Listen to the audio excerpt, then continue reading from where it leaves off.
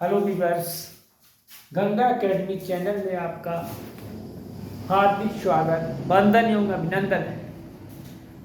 पिछले क्लास में हमने आपको सिंधु घाटी सभ्यता के विषय में परिचित कराया था, जो कि एक नगरीय सभ्यता थी। आज हम आपको वैदिक कालीन सभ्यता के विषय में बताएंगे, जो कि एक ग्रामीण सभ्यता है। भारत में सभ्यताओं का जो विकास क्रम है थोड़ा उलट है। जो पहले नगरीय सभ्यता भारत में आई, बाद में वैदिक कालीन सभ्यता जो हम पढ़ने जा रहे हैं, यह एक ग्रामीण सभ्यता है। वैदिक कालीन सभ्यता, वैदिक काल आद्य ऐतिहासिक काल के अंतर्गत आता है, क्योंकि यहां पर वैदिक ज्ञान श्रुत ज्ञान था। वैदिक ज्ञान श्रुत ज्ञान था। पीढ़ी दर पीढ़ी के क्रम में जो वैदिक ज्ञान था, वो पीढ़ी दर पीढ़ी के क्रम में लोगों को ट्रांसफर किया गया।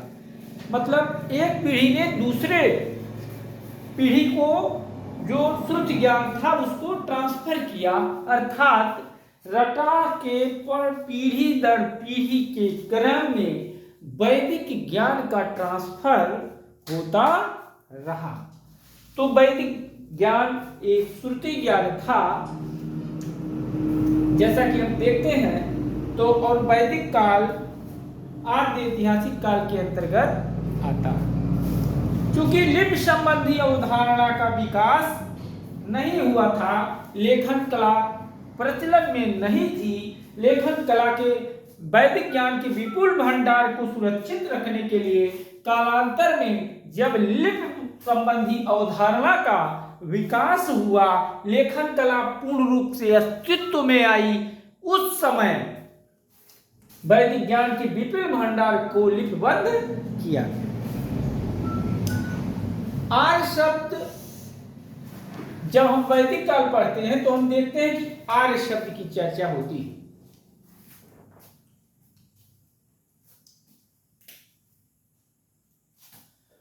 आर्य शब्द गुणवाचक है। आर्य शब्द गुणवाचक है। आर्य शब्द गुणवाचक।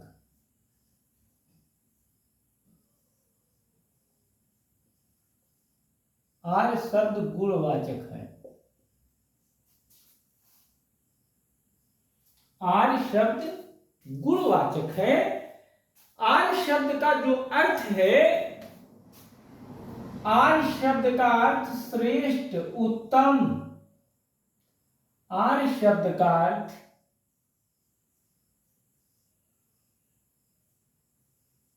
अर्थ है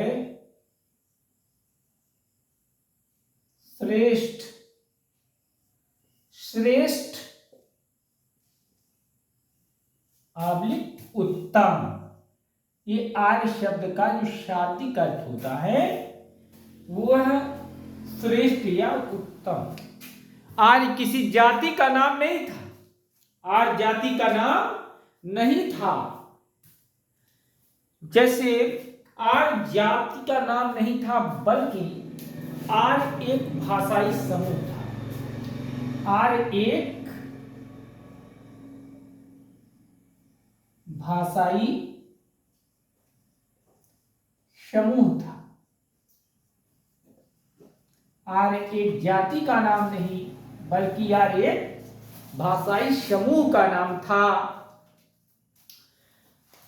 आर्य संस्कृत भाषा बोलते थे। इनकी भाषा को हिंद यूरोपीय भाषा कहते हैं। आर्यों की भाषा, आर्यों की भाषा हिंद यूरोपीय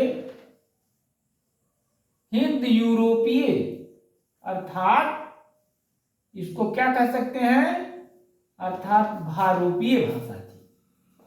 भारोपीय भाषा समूह। आर्यों की जो भाषा समूह था उसको भारोपीय भाषा समूह का नाम दिया जाता है।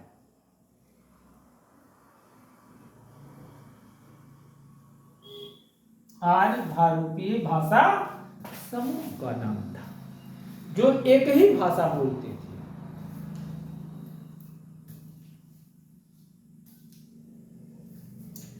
इस भारोपीय भाषा समूह की संकल्पना सर्वप्रथम विलियम जोन्स ने किया था। भारोपीय भाषा समूह की संकल्पना, भारोपीय भाषा समूह की संकल्पना, समूह की संकल्पना सर्वप्रथम विलियम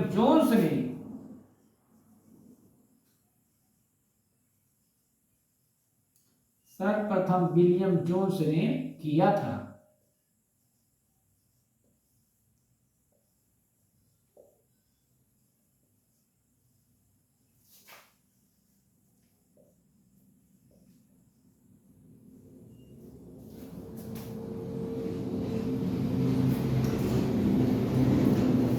तो भारोपीय भाषा समूह की संकल्पना किसने रखा था? विलियम जोन्स ने रखा। सिंधु घाटी की सभ्यता एक नगरीय सभ्यता थी, जबकि वैदिक कालीन सभ्यता एक ग्रामीण सभ्यता थी। सिंधु घाटी सभ्यता नगरीय थी। सिंधु घाटी सभ्यता कैसी सभ्यता थी? सिंधु घाटी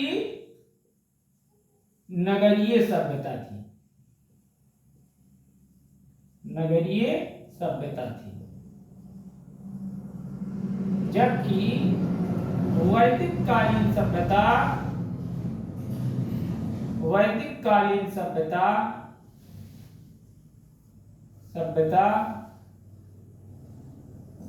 ग्रामीण सभ्यता थी।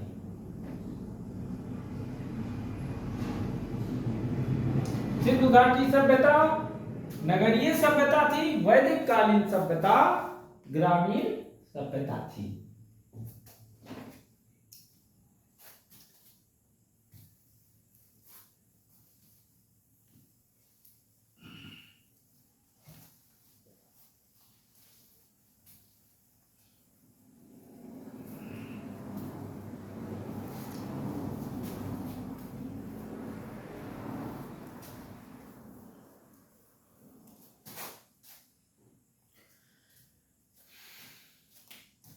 इस वैदिक काल को दो भागों में बांटा जा सकता है। वैदिक काल को दो भागों में बांटा जाता है। वैदिक काल को दो भागों में बांटा जाता है। पहला होता है पूर्व वैदिक काल या ऋग वैदिक काल। पूर्व वैदिक काल या ऋग वैदिक काल। ऋग वैदिक काल,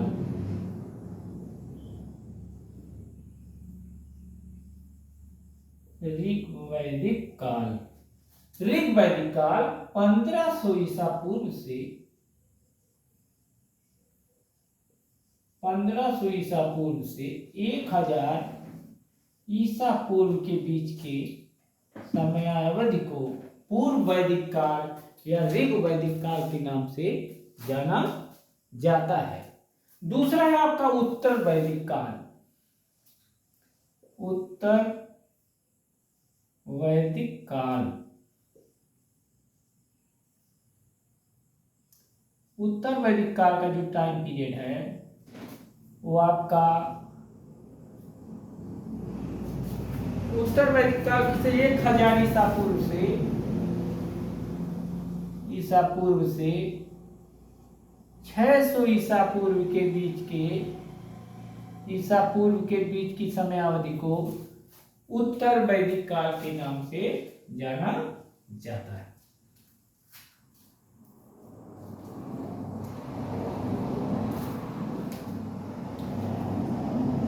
तो आर्य वैदिक आर्य मूलतः मैक्स मूलर के अनुसार जो वैदिक आर्य थे वो मूलतः मध्य एशिया से भारत में आए थे। की भाषा संस्कृत थी। यह भारोपीय भाषा समूह के संस्कृत को बोलते थे। भगवान दास गिडवाणी ने एक पुस्तक लिखा। भगवान दास गिडवाणी ने एक पुस्तक लिखा, रिटर्न ऑफ द आर्यंस। भगवान दास गिडवाणी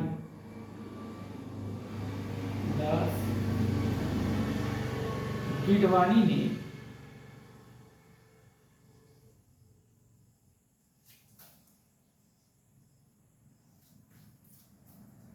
एक की पुस्तक, भगवान दास गिडवाणी की पुस्तक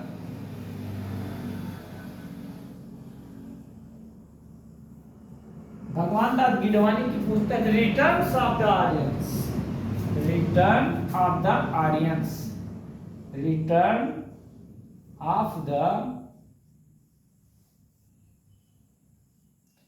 Aryans, return of the Aryans, return of the Aryans. भगवान दास गिडवाणी की पुस्तक में रिटर्न ऑफ द आर्यंस में इन्होंने आर्यों का मूल निवास स्थान भारत को माना। भगवान दास गिडवाणी ने अपनी पुस्तक रिटर्न ऑफ द आर्यंस में जो आर्य का मूल निवास स्थान, आर्य का मूल निवास स्थान, मूल निवास कहां से माना है? भारत को माना है। लेकिन बाल गंगाधर तिलक ने बाल गंगाधर तिलक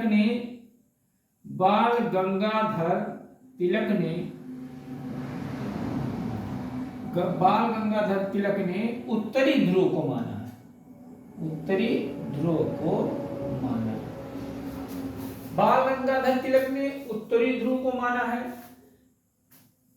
इनकी पुस्तक का नाम है Arctic home in the Vedas.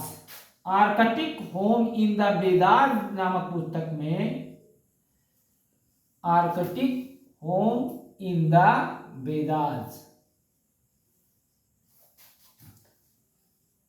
Vedas नामक पुस्तक में इन्होंने आर्यों का मूल निवास स्थान उत्तरी ध्रुव को माना। बाल गंगाधर तिलक ने अपनी पुस्तक Arctic home in the Vedas में आर्य का जो मूल निवास स्थान माना, क्या माना? उत्तरी ध्रुव। लेकिन मूलतः आर्य मध्य एशिया के निवासी थे।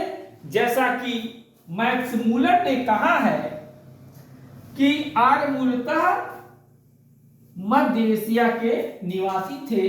यह सभी विद्वानों के द्वारा सामान्य तौर पे स्वीकार किया जाता है। अगर ऐसा प्रश्न पूछता है और मध्य एशिया उसमें दिया हुआ है तो आप उस मध्य एशिया वाले ऑप्शन को ही टिक करेंगे। तो ऋग्वैदिक काल 1500 ईसा पूर्व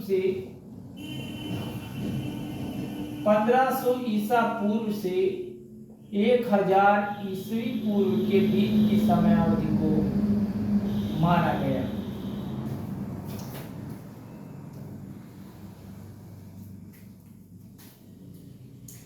ऋग्वेद में ऋग्वैदिक आर्य मूल रूप से ऋग्वैदिक संस्कृति ग्रामीण पशुपालन पर आधारित, यह एक ग्रामीण संस्कृति थी। ग्रामीण पशुपालन पर आधारित, ग्रामीण पशुपालन पर आधारित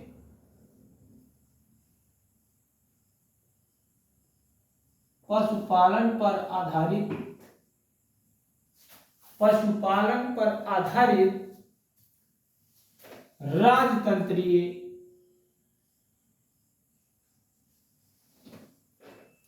पशुपालन पर आधारित राजतंत्रीय थी। जो ग्रामीण ऋग्वैदिक संस्कृति ग्रामीण ग्रामीण संस्कृति थी जो पशुपालन पर आधारित एक राजतंत्रीय व्यवस्था थी। माने यहाँ पर राजा के द्वारा शासन किया जाता था, लेकिन राजा की स्थिति बहुत मजबूत नहीं थी। ऋग वैदिक काल में जो राजा की स्थिति आगे हम देखेंगे, एक कबीलाई मुखिया की थी।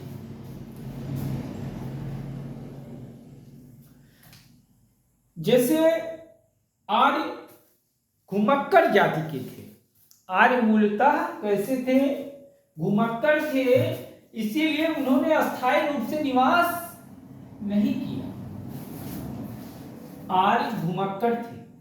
ऋग्वैदिक आर्य कैसे थे? आर्य घुमक्कड़ थे।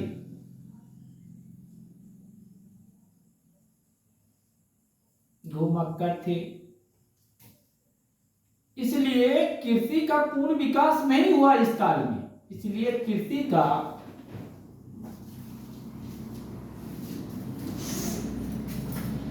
पूर्ण विकास कृषि का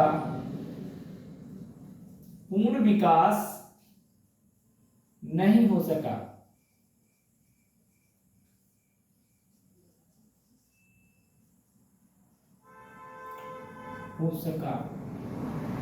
इन्होंने अस्थायी रूप से निवास नहीं किया, इसलिए जो है ये हो सका। आर्य मूलतः पशुपालक थे। क्या थे? आर्य मूलतः पशुपालक थे। अगर पूछता है प्रश्न कि जो है आर्यों का प्रमुख व्यवसाय क्या था, और कृषि भी है और पशुपालन भी है, तो हम ऑप्शन टिक करेंगे पशुपालन। पशुपालक आर्य मूलतः कैसे थे? पशुपालक थे। पशुपालन इनका मुख्य व्यवसाय था। आर्य मूलतः पशुपालक थे। पशुपालन मुख्य व्यवसाय। मुख्य व्यवसाय क्या था? यहीं पे क्लियर कर दे रहा हूं आप लोगों को। मुख्य व्यवसाय, आपका मुख्य व्यवसाय था पशुपालन। पशुपालन आर्य मूलतः पशुपालक थे। इनका प्रमुख व्यवसाय पशुपालन था।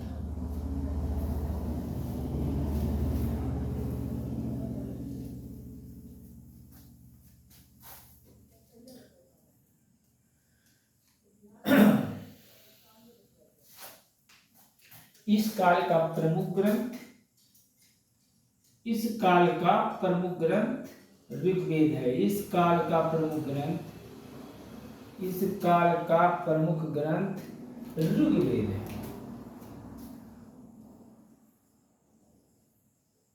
प्रमुख ग्रंथ ऋग्वेद है।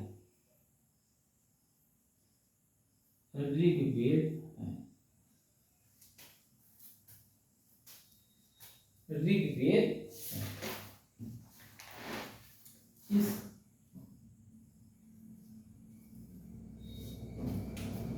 ऋग का अर्थ होता है, ऋग का अर्थ है, ऋग का अर्थ होता है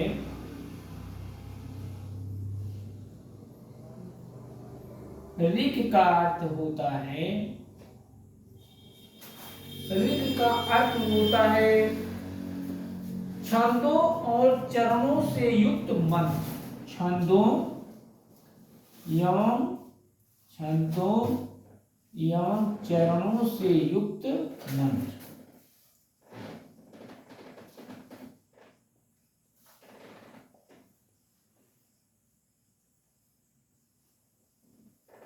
ऋग का यह शाब्दिक अर्थ होता है छंदों एवं चरणों से युक्त मंत्र।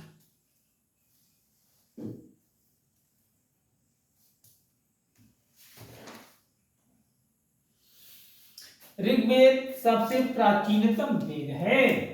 यह सबसे प्राचीनतम वेद है। सबसे प्राचीनतम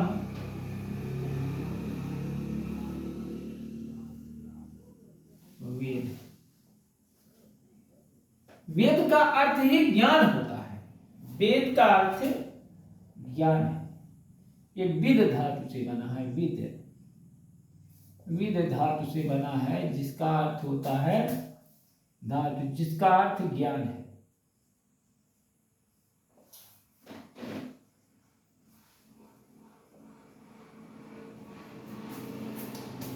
तो सबसे प्राचीनतम वेद है ऋग्वेद।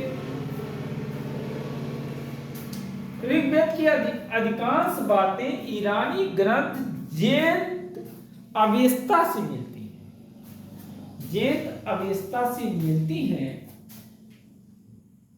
वैदिक कालीन नदियां, ऋग्वेद की अधिकांश बातें ईरानी ग्रंथ जेत अवेस्ता से मिलती हैं। ईरानी ग्रंथ जेत अवेस्ता से ऋग्वेद की अधिकांश बातें मिलती हैं। वैदिक कालीन नदियां, यह नदियों की बात है, वैदिक कालीन नदियां।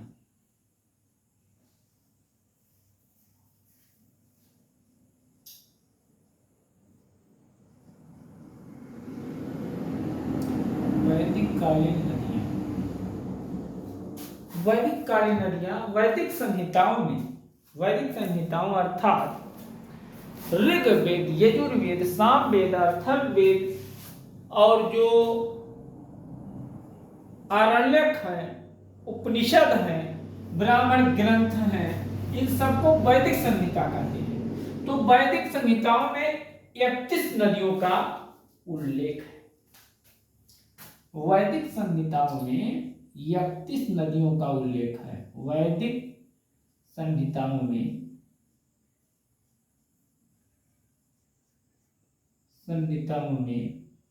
31 नदियों का उल्लेख, 31 नदियों का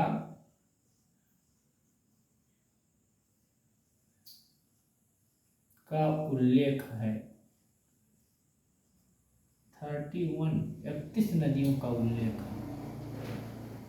वैदिक काल में वैदिक संहिताओं में 31 नदियों का उल्लेख है।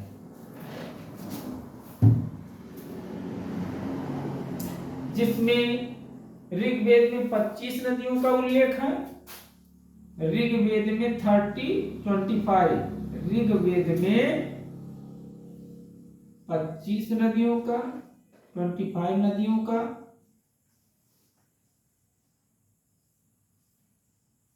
ऋग्वेद में 25 नदियों का और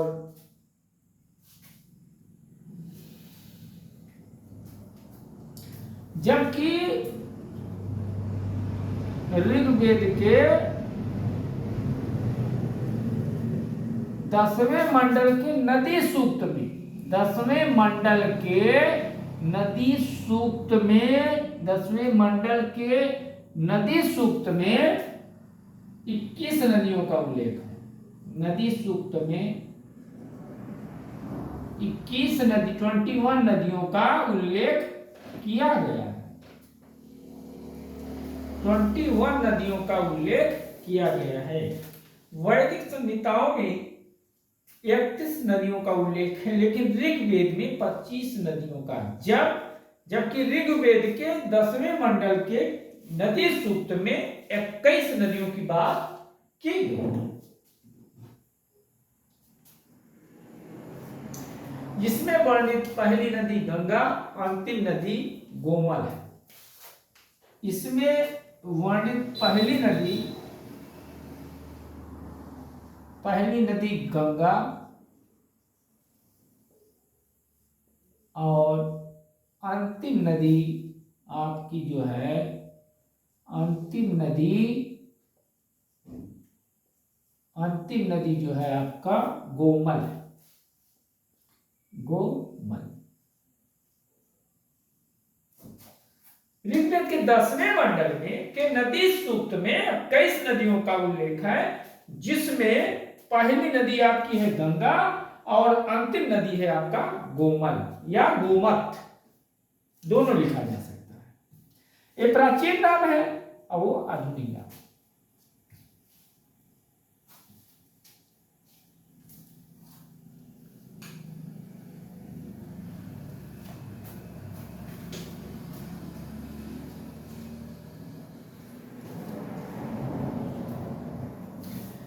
तो ऋग वैदिक काल के अंतर्गत सर्वाधिक स्तुति और वर्णन, सर्वाधिक स्तुति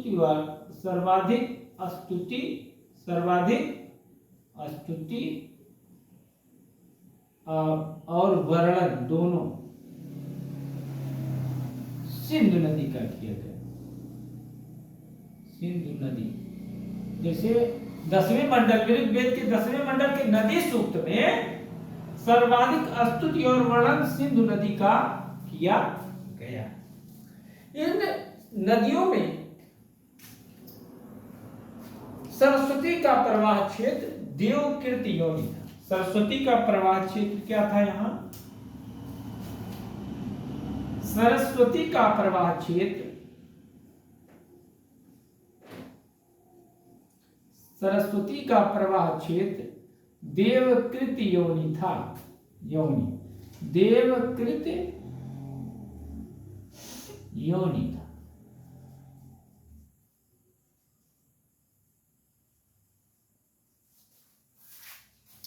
देवकृत योनि था तथा दृश्यवती एवं आपया इसकी सहायक नदियां थी। दृश्यवती, सरस्वती की सहायक नदियां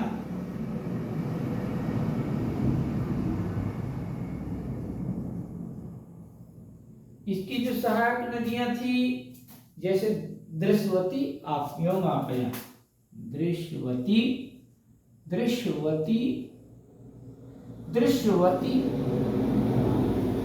एवं आपया, ये दो नदियां सरस्वती की सहायक नदियां थी। इसका जो प्रवाह क्षेत्र था वह देवकृत योनि था, अर्थात ऋग्वेद की दूसरी सबसे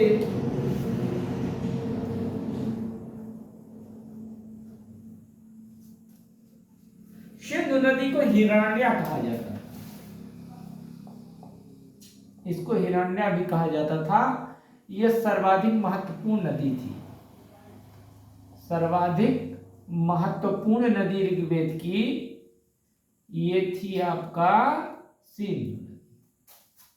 महत्वपूर्ण नदी सिंधु नदी थी। और सबसे पवित्र नदी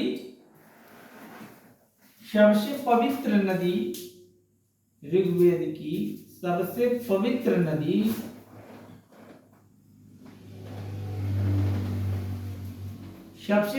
नदी जो ऋग्वैदिक काल की थी वो सरस्वती थी।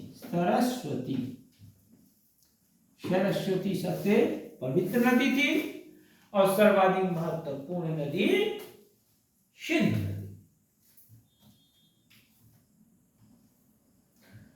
सरस्वती को नदी तमा, माते तमा, देवी तमे, अम्बी तमे कहा गया। इस नदी को कई नामों से जाना गया है। नामों का उल्लेख कर दिया जा रहा है।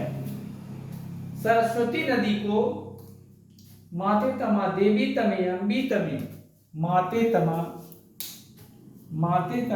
अम्बी तमे, माते तमे, अम्बी तमे,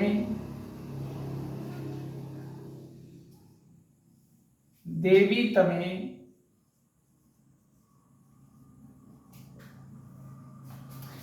माते तमे, अम्बी तमे, देवी तमे कहा गया। इन नामों से इसको पुकारा गया है, कहा गया है। ये पूछा जाता है, पूछा जा सकता है किसी भी एग्जाम में। सरस्वती नदी को माते तमे, अम्बी तमे, देवी तमे इन नामों से जाना जाता है। यह ऋग्वैदिक काल की सर्वाधिक पवित्र नदी थी, जबकि सर्वाधिक महत्वपूर्ण नदी सिंधु नदी को हिरण्या के नाम से भी जाना जाता है।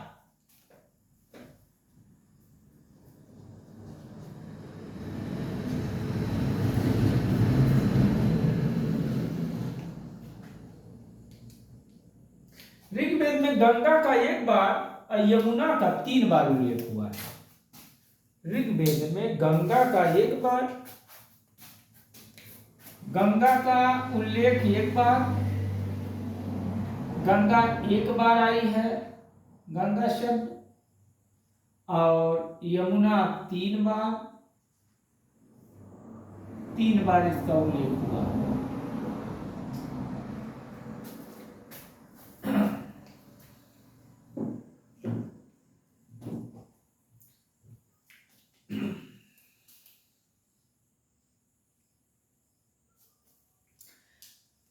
जैसे नदी सूक्त में जो वर्णित अंतिम नदी थी वो गोमती थी, पहले ही बता दिया गया आपको।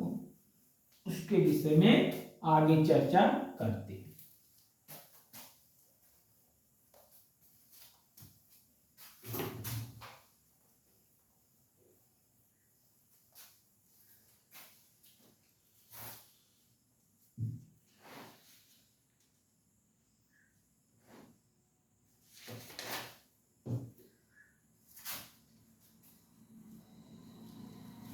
ऋग्वेद में वर्णित जो अधिकांश नदियां हैं वो गंगा यमुना के पश्चिमी क्षेत्र में। ये नदियां कहाँ बहती थी? गंगा यमुना की पश्चिमी क्षेत्र में अधिकांश नदियां बहती थी ऋग्वैदिक काल में। गंगा यमुना के पश्चिमी क्षेत्र में ये नदियां बहती थी। सरस्वती और उसकी सहायक सरस्वती और दृश्यवती नदी के बीच का क्षेत्र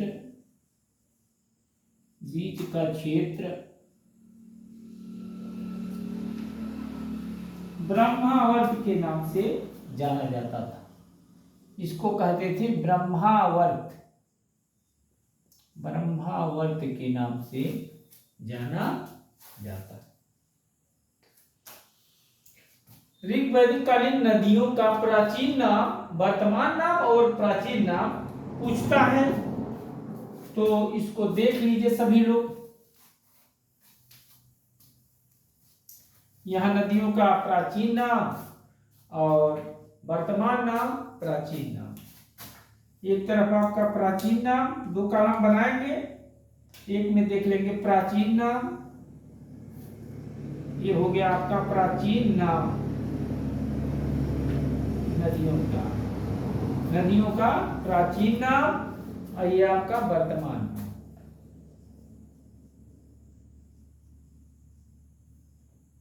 वर्तमान नाम ये ऋग्वैदिक काल की नदियों का ये प्राचीन नाम और आधुनिक नाम दोनों यहां पे क्लियर हो जाएगा आपको। शतुद्री, सतलज को कहते थे शतुद्री, शतुद्री, शतुद्री इसको कहते थे सतलज, सतलज नदी को कहते थे शतुद्री। इसका वर्तमान नाम सतलज है, प्राचीन नाम ऋग्वैदिक काल का शतुद्री। चिनाब को अस्किनी कहते थे, चिनाब अस्किनी, चिनाब को अस्किनी नाम से जाना जाता था। तो यहां आपको अस्किनी दे रहे हैं प्राचीन नाम अस्किनी, आपका ये हो गया चेनाब, चेनाब। सिंधु का सिंध, सिंध का सिंध, सिंधु का सिंध, सिंधु का सिंध।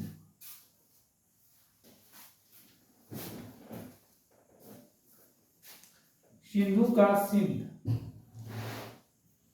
गोमती का गोमल, गोमती का वर्तमान नाम गोमल, गोमती गोमल। सोहन का सुषमा का सोहन सुषमा सुषमा नदी का जो वर्तमान नाम है सुषमा नदी का हो जाएगा आपका सुषमा। सुषमा नदी का आपका होगा सोहन।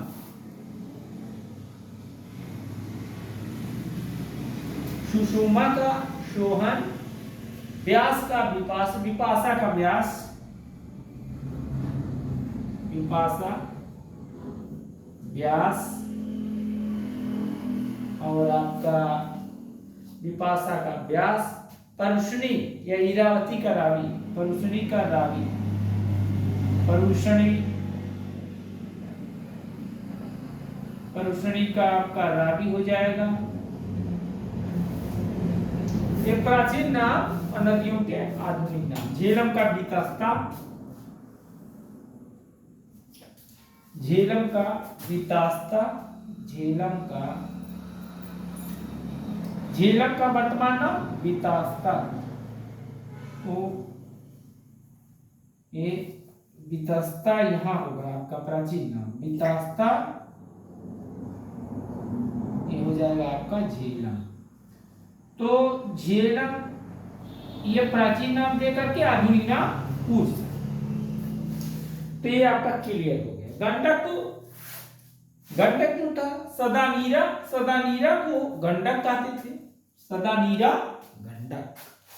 वर्तमान नाम गंडक है, उस समय का नाम प्राचीन नाम सदानीरा।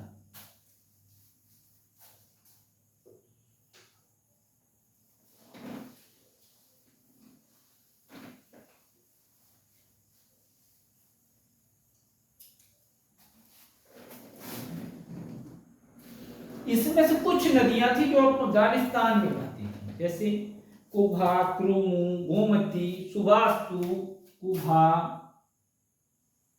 कुभा, कुभा हुआ आपका, क्रुमु, गोमती, क्रुमु, क्रुमु, गोमती, कुभा, क्रुमु, गोमती, सुबास्तु, सुबास्तु, ये नदियां कहां बहती थी? ये नदियां अफगानिस्तान में बहती, अफगानिस्तान में, अफगानिस्तान में बहती थी।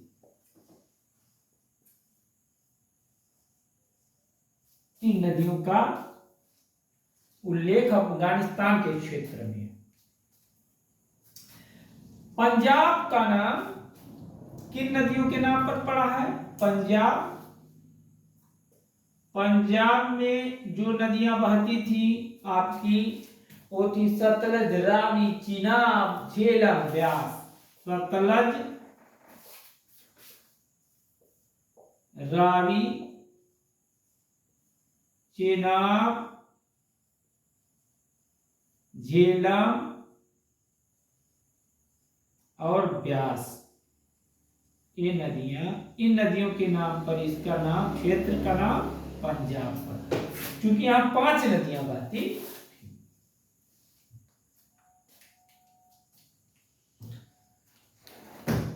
अब आते हैं ऋग्वेद में कुल 10 मंडल, 1028 सूक्त और 10,600 मंत्र हैं। ऋग्वेद में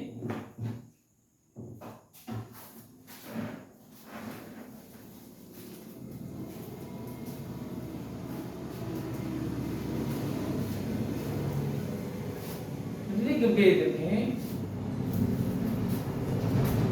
ऋग्वेद में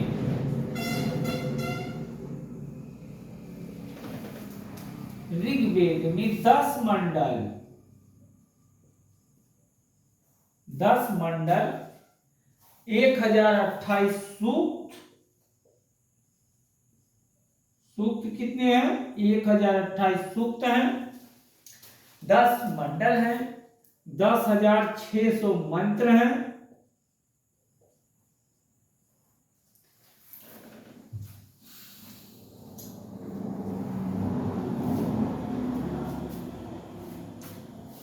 जो कि हस्तलिखित प्रतियों में परिशिष्ट के रूप में आठवें मंडल आठवां मंडल में हस्तलिखित, हाथ से लिखा हुआ हस्तलिखित परिशिष्ट के रूप में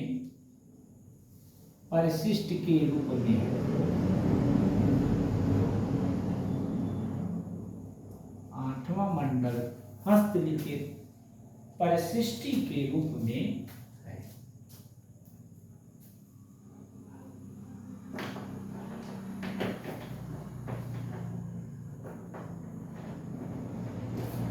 इसका पहला, ऋग्वेद का पहला और 10वां मंडल सबसे नवीन, पहला और 10वां मंडल,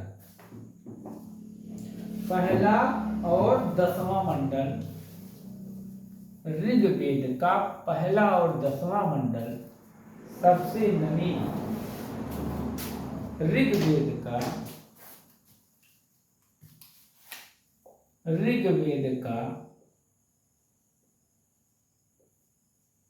पहला और 10वां मंडल,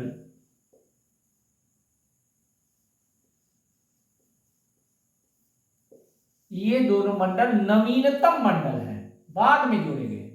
पहला और 10वां मंडल ऋग्वेद में बाद में जोड़े गए, इसलिए इसको हम कहते हैं नवीनतम मंडल। दूसरे से सातवां मंडल,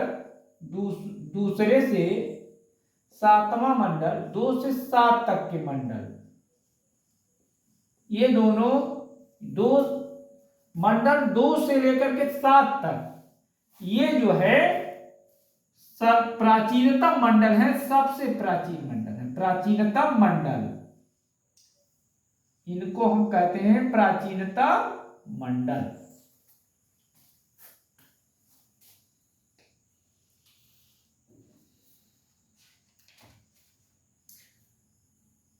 दसवां मंडल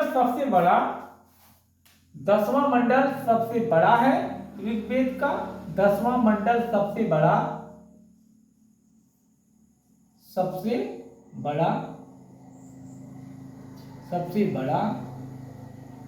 दूसरा मंडल सबसे छोटा है, दूसरा मंडल सबसे छोटा है।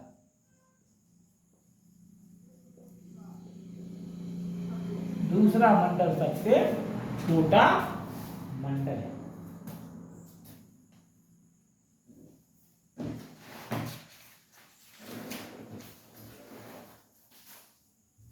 ऋग्वेद की 5 शाखाएं हैं। इन अलग अलग मंडलों के रचयिता अलग अलग हैं। इन अलग अलग मंडलों के रचयिता अलग अलग हैं। तो अगले वीडियो में, नेक्स्ट वीडियो में जो मंडलों के रचयिता हैं अलग अलग मंडलों के, और किस मंडल में क्या दिया गया है, इसके विषय में विशेष रूप से चर्चा की जाएगी। आप हमारे गंगा एकेडमी यूट्यूब चैनल को आप सभी लोग ज्यादा से ज्यादा शेयर करिए, भारत के घर घर तक पहुंचाइए। इसी के साथ हम अपनी वाणी को विराम देते हैं और हमारा आज का सेशन समाप्त होता है। जय हिंद, जय भारत।